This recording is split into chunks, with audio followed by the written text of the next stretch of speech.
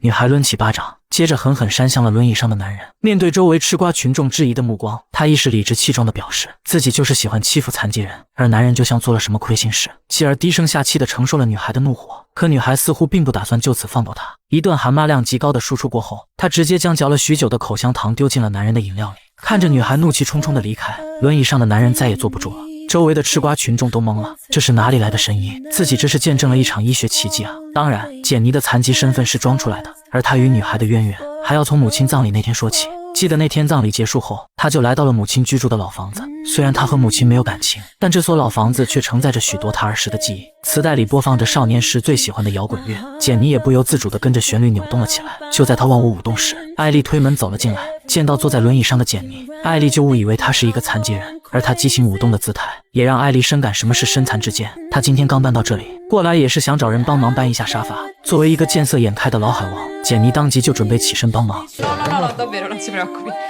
Ah, senta, io faccio assistenza domiciliare alle persone come lei. A persone come me? Sì. E insomma, sto cercando lavoro, ovviamente, quindi non so se... 得知艾丽将自己误认成残疾人，简妮就觉得分外有趣，而接下来发生的小意外更是让她大饱眼福。在艾丽帮忙捡掉落的物品时，她的眼睛就没离开过人家胸前的雪白，可艾丽仿佛丝毫没有注意到外泄的春光，就那么毫无防备地继续着手上的动作。见她如此单纯善良，老海王当即就使出了杀招，他装作满脸悲伤的样子，然后语气沉重地说出了母亲离世的消息。果然在听到这个消息后，艾丽的同情心当即就泛滥了。本着男女平等的原则，简妮毫不犹豫地出手了，而艾丽只当她是在寻求安慰，还急忙表示今后会在生活上给予一定的帮助。相互介绍之后，艾丽选择了和简妮告别。在听到关门声的瞬间，简妮直接就是一个弹射起步，这女孩太可爱了，她发誓一定要拿下对方。从母亲这里离开，简妮就面见了自己的私人医生，听着她讲述刚刚的遭遇，私人医生已经开始为艾丽默哀。不过在鄙视简妮不耻行为的同时，他也很好奇这位海王接下来的操作。Toglimi una curiosità, se tu con questa ragazza concludi, cioè come pensi di passare all'azione sulla sedia a rotelle? Sì? E soprattutto a lei? Mica male, eh? Bella persona che sei. 简妮之所以如此自信，是因为她身后殷实的家底。作为顶尖运动品牌公司的老板，很少有女人能抵挡她的魅力。不过在对待员工方面，她显然就没有了对待女人时的耐心。当一个女孩提出要找些残障用动员做代言时，简妮直接就被气笑了。Finalmente qualcuno che a questo tavolo c'ha un'idea. Si usurano, quante scarpe si può comprare nella vita un handicappato? Non è il mio cliente, mi dispiace, il mio cliente io invece lo cerco su Instagram. 就这样，这个姿色一般的女孩被他当场解雇。会议结束后，简妮换上了秘书精心挑选的穷人套装，在艾丽那里，她的人设是一个领低保的残疾人。重新坐上母亲的轮椅，简妮就进入了自己的猎杀时刻。结果刚刚酝酿的气势却败在了门铃上。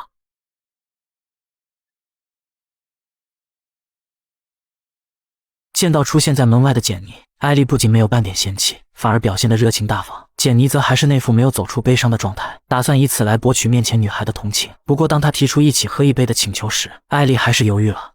Vedi che ti No, disturbo. no, no, non mi disturbi. Io ti sto Non mi disturbando. disturbi e mi fa piacere. Dimmi. Prendo le chiavi. Davvero? Sì, Sei prendo le sei chiavi. Aspetta, arrivo. 利用弱势群体的身份，简妮为自己创造了有利的进攻条件。可虽然二人相谈甚欢，艾丽也不在乎他的偷窥，但简妮却能感觉到他的刻意疏远。聊了几句家常，艾丽就委婉地选择了告辞。眼看战局即将失利，简妮便决定直接放大招。她叫住即将离开的艾丽，接着就开始显摆自己的身家。或许是简妮装穷人装得太像，所以在听说他是亿万富豪后，艾丽虽然没有表现出不屑，但笑容中却带上了一丝同情。看着简妮极力想展示自己的实力，艾丽便决定给她一次机会。C'è da fare domenica? Domenica? No. Ah, No. ti va di venire a pranzo dai miei genitori in campagna? Già mi vuoi presentare mamma e papà, non eri quella che non so. No, dai, veramente, mi fa piacere. 艾丽的邀请让简妮喜出望外，不过想想也正常，只要她亮明身份，就没有哪个女孩能抵挡她的魅力。周末这天，简妮按约定来到了艾丽家。虽然她是驾驶着轮椅前来，但艾丽的家人却没有表露出一丝嫌弃，他们表现出的热情，甚至让简妮这个老渣男奇迹般的生出了些许愧疚。结果他刚在心里考虑要不要好好对艾丽，下一秒渣男属性就自动点满。本以为妹妹已经很漂亮了，岂料姐姐才是真正的天仙。这一瞬间，简妮心里有一个声音正在不断呐喊：我要得到她，我必须得到她。然而这种情绪只持续了1秒，就被一条轮子给无情碾碎。看着她熟练的组装轮椅，简妮就感觉自己被泼了一盆冷水。回头看看带着鼓励笑容的艾丽，他瞬间就明白了是怎么一回事。果然，在吃完午饭后，他们两个就被强行安排了一波相亲。艾拉知道家人的用心良苦，所以就算没有结果，她依旧也会把流程走完。不过在简单的相互了解后，简妮就感受到了面前女孩身上的独特魅力。残缺的身体并没有摧毁艾拉的人生，她不仅是一个小提琴家，还多次取得过残王比赛的冠军。但简妮只是一只热衷于穿梭花丛的蝴蝶，她这辈子就没想过谈婚论嫁的事情，更遑论艾拉还是一个残疾人。然而她怎么也想不到，面前的女孩将彻底改变她的一生。回去之后，简妮便和朋友讲述了自己这段奇遇。在他们心中，简妮就是当代的情圣，好不容易见她吃瘪，朋友们自然也要调侃一番。这句话仿佛燃烧的烈火，瞬间点燃了简妮所有斗志。艾拉对她来说确实足够新颖，而且她很乐意享受朋友们的恭维。就这样，一场充满恶趣味的赌约就此展开。回到自己的豪宅，简妮就向艾拉发去了约会的留言。可让她没想到的是，第二天艾拉竟主动来到了她的公司。情急之下，简妮直接蹦到了自己的办公桌上。好在艾拉并没有看出端倪，因为在附近有一场比赛，所以他就顺路过来打个招呼。如今既证实了简妮的身份，还能顺带邀请她去看自己的比赛。简妮本就要攻略艾拉，所以她很痛快地答应了下来。可来到赛场后，她的心境突然就发生了变化。赛场上英姿飒爽的艾拉，宛如一朵风雨中坚强绽放的玫瑰。她的坚韧，她的乐观，还有她对生活的热爱，都在潜移默化地影响着简妮。当艾拉赢得比赛胜利后，她脸上也绽放了从未有过的真诚笑容。之后，简妮以庆祝胜利为借口，提出了一起喝一杯的请求。艾拉爽快地答应，但她希望带上朋友一起。而当简妮看到艾拉的朋友时，她整个人瞬间就都不好了。艾拉的这些朋友全是身残志坚的典范，他们对生活的态度充满了正能量。看简妮满脸郁闷的模样，他们纷纷化身正能量传播使者。一顿饭吃下来，简妮差点没被鸡汤给灌死。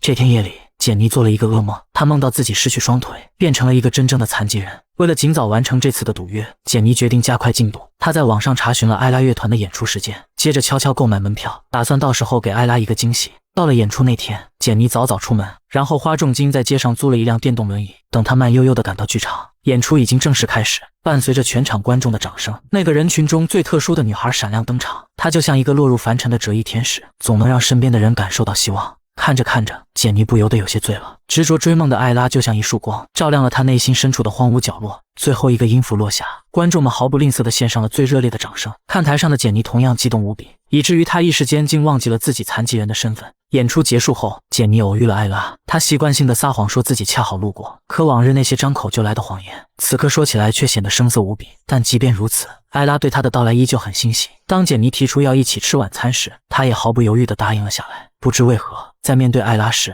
简妮总是不自觉地展露出真实的自己，而这种下意识的表现，也让她的内心倍感惭愧和煎熬。本想向艾拉坦白自己的谎言，但看到她期待的眼神，简妮又不自觉地退缩了。她的心告诉她，一旦真相大白，她就将永远失去面前的女孩。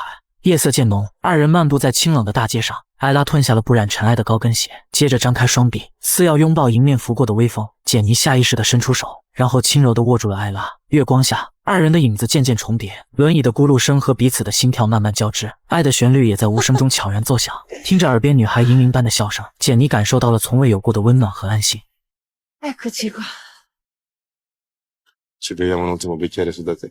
艾拉眼神闪烁，躲避着简妮炽热的目光，但她这副娇羞的模样，却比任何情话都让人着迷。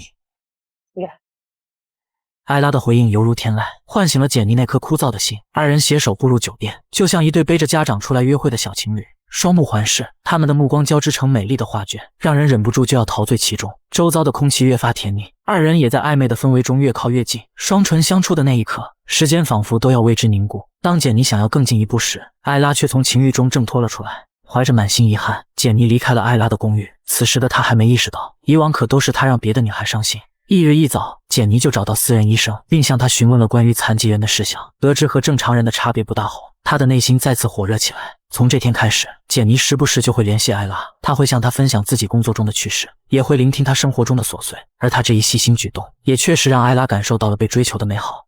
E che mi guarda come si guarda una donna. E non mi succedeva da tempo. Quindi ti piace? Sì. 经过几天的拉扯，艾拉终于再次答应了简妮的约会请求。见到盛装打扮的艾拉，简妮甚至有了些许小紧张。为了这次的相见，她可是用心筹备了很久的。而看着她紧张到不断撞车的模样，艾拉心里也是一阵甜蜜。酒杯轻触，温馨的晚餐正式开始，他们畅聊着彼此的往事，分享着对未来的畅想。艾拉讲述了自己的遭遇，以及她是如何变成了如今的状态。为了匹配二人的身份，简妮也只得编造了一个自己出意外的故事。等气氛酝酿的差不多时，她突然从桌子下面抽出了一根海绵棒子，在艾拉疑惑的目光中，简妮神秘的伸手示意了一下，果然，艾拉的座位下也藏着一个海绵棒。待她将海绵棒夹好，简妮便按下了手中的遥控，耳边传来轻柔的水波声，整个地板也开始缓慢下沉。不多时，水流就溢满了整个大厅。本以为烛光晚餐已是约会的天花板，如今看来简妮的操作简直站到了大气层。在艾拉看来，简妮如此用心就是为了让她体验重新站起来的感觉。感动之余，她尘封已久的心也慢慢化成了水，水波荡漾间，两颗心也彻底融在了一起。却一次，艾拉没有再拒绝。等一切尘埃落定，简妮悄悄摸出了手机，趁着艾拉熟睡，她偷偷拍下了二人的合照。很快，这张照片就出现在了他的一群狐朋狗友手中。在坐实情圣外号的同时，简妮也在享受朋友们的恭维。作为一个海王，他最喜欢的就是这种征服的快感。之后的几天，简妮再也没有联系艾拉。身为一个花丛老手，他深谙片叶不沾身的道理。然而在与新交往的女孩相处时，他却总是不由自主地想起艾拉。一想起自己编织的谎言，简妮的内心就充满了愧疚。她就像一颗随时会爆炸的定时炸弹，时时刻刻都在折磨着她的神经。经过几日的纠结，简妮还是没忍住联系了艾拉。她想坦白之前的一切，也想借此机会再见艾拉一面。然而真到了见面的时刻，她却怎么都张不开口。当艾拉专注地演奏小提琴时，简妮仿佛看到了她灵魂深处的光芒，那光芒如此耀眼，她也为此深深着迷。Eccomi.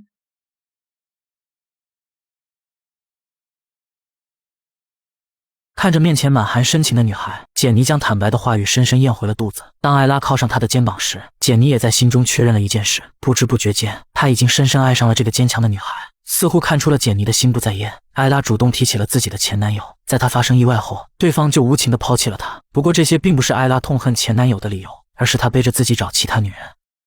Io una cosa non sopporto. 艾拉的话让简妮陷入了深深的矛盾和痛苦之中，可一想到要永远失去他，简妮内心的恐惧就会像潮水般汹涌袭来。然而还没等她想好要如何解释这一切，从哥哥那里得知他假装残疾人的艾丽就杀了过来。无计可施的简妮找到父亲，期望父亲能为他指引迷途。得知儿子找到了真爱，父亲一时也是无比的惊讶。不过最后他还是给出了自己的想法，他建议简妮带艾拉去一趟鲁尔德，据说那里的圣水可以治愈一切疾病，到时候就算简妮站起来，也可以归咎于奇迹之城的青睐。与此同时，艾丽正在隐晦地暗示姐姐离开简妮，她怕艾拉受到伤害，所以并没有直接戳破简妮的谎言。可姐姐的反应却出乎了她的意料。 Gianni cammina. Come te, come lei, come tutti voi. Non è mai stato un disabile. Come lo sai che non è disabile?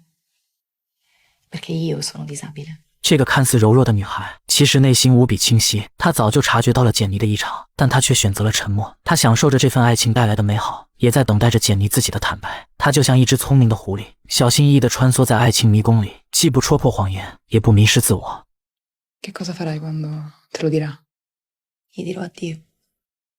在一个阳光明媚的早晨，简妮和艾拉搭上了前往鲁尔德的大巴。与周围的欢声笑语不同，心事重重的简妮始终哭丧着脸。圣日尔达修道院门外，神父接待了这群同一故乡的信徒。简单的祈福之后，他便点名要单独和简妮聊聊。带着迷茫和忐忑，简妮跟着神父进入了修道院，没有再继续客套。神父开门见山地告诉简妮，不许她站起来。每年来鲁尔德朝圣的信徒多达上千万，但他们最多临走时带一幅圣女画像和一小瓶圣水。这里从没出现过奇迹，至少在他的任期内没有。所以神父不允许简妮这个假奇迹诞生。他要为信徒们留下最后的念想，也要守护好这座圣城的尊严。简妮没有和神父抗争，但他很好奇对方是如何看出自己并非残疾人的。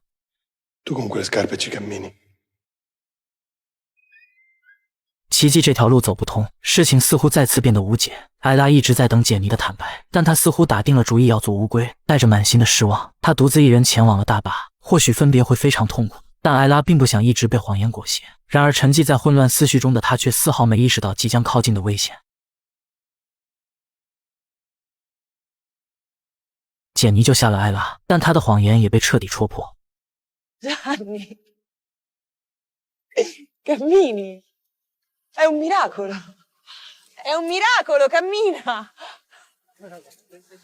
直到此刻，艾拉依旧在为简妮圆谎，可说着说着，泪水就不受控制地溢出了眼眶。望着艾拉离去的背影，简妮感觉自己仿佛失去了整个世界，自责和悔恨汹涌袭来。她终于意识到，自己对艾拉的情感已经超越了一切。鲁尔德一别之后，他们之间就默契地断掉了联系。但一切似乎都回不到从前了。简妮整日沉寂在颓然中，全然没有了曾经的激情，就连在她最热爱的工作方面，如今同样是提不起一点兴致。直到秘书提出离职申请，简妮才猛然意识到自己要做些什么。那个曾经被她开除的女孩重新被聘请了回来，而且她当初的提议也得到了采纳。在爱上艾拉的那一刻，简妮就放下了自己的虚荣和自私，所以她将彻底蜕变的起点放在了自家的品牌形象上，将办公室留给手下的精英。简妮驱车来到了艾拉家里，家里只有奶奶一人，但她还是一丝不苟地坦白了一切，似乎看出了简妮的真诚。奶奶便说出了艾拉即将演出的地点。不过这个火爆老人并没有忘记为孙女保驾护航。Se la fai soffrire, quelle gambette, così ci finisci davvero il carrozzello。跑车的性能被简妮发挥到了极致，在奶奶的指引下，她也成功拦下了艾拉演出团的大巴。见到简妮的瞬间，艾拉就开始拼命抑制委屈的泪水。听着简妮道歉的话语，她也很想就这么原谅她。可如今他们的身份已经产生了错位，这份感情又能维持多久呢？自己只是一个普通的残疾女孩，而简妮不仅拥有健全的身体，还是一个坐拥亿万身家的富豪。虽然艾拉从未轻视过自己，但骨子里的自卑还是让她不敢去赌那一丝可能。最终，她还是无情拒绝了简妮的挽回，没有继续打扰。简妮带着痛苦失落离去。记得上次如此心痛时，还是7岁那年母亲离开时的感受。之后的日子里，简妮彻底陷入了自责的漩涡。她用近乎残忍的方式惩罚自己，企图用身体的痛苦掩盖内心的悲伤。可即便将自己累到瘫软在地，那种心碎的感觉依旧挥之不去。然而一个熟悉身影的出现，却在瞬间扫除了她所有的阴霾。在这个充满谎言和虚伪的世界里，真诚就像一颗稀世珍宝。艾拉看到了简妮眼中的悔恨和决心，也感受到了她对自己深深的爱意，所以她最后还是决定赌这一把。Non vorrei mica mollare così。至此，电影结束。真正的爱情绝不是一场游戏，而是一场灵魂的相遇。在爱情的世界里，谎言只会给彼此带来无尽的伤害。真正的爱情绝不会寄托于虚幻，它只会生长在真实生活的土壤里，盛开在彼此真诚浇灌的岁月里。愿大家都能在心爱之人的臂弯里，找到一块属于自己的灵魂栖息地。